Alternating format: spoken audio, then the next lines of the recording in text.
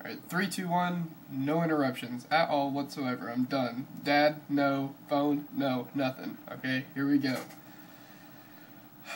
We're going to talk about definitions of things that people obviously don't know the definition to. We can start with God. God is the creator or control of everything.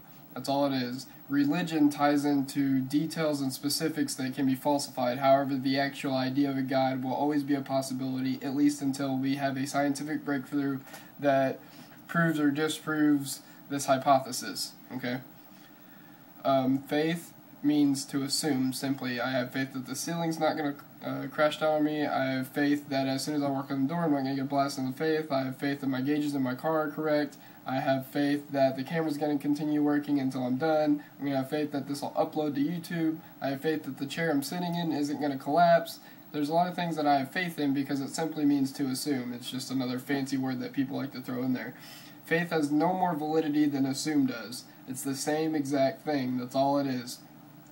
Because when somebody says, well, have faith in this, they're saying assume that this is going to happen or not going to happen.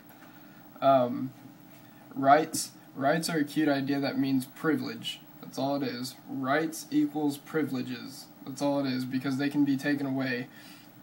Human rights are supposed to apply to all humans, yet in different countries you have different number of rights.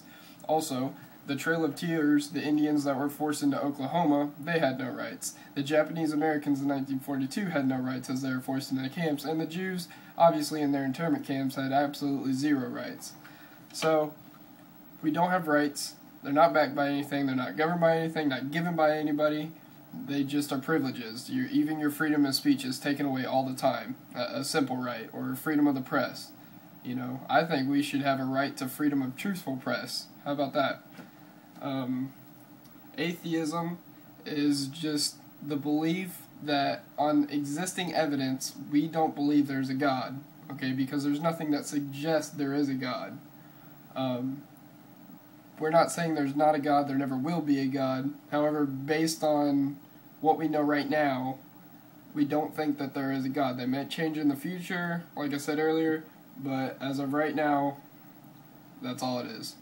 I mean, some of you people get it way too twisted, these simple definitions, but that's all they are. Most of them are just ideas, okay, that's all they are. Most of them just mean other words that you use all the time, yet you use different words to try to further prove your point versus just accepting that you're an idiot. So that's all I have to say today. Thank you, and thankfully I had no distractions. Except for this retard.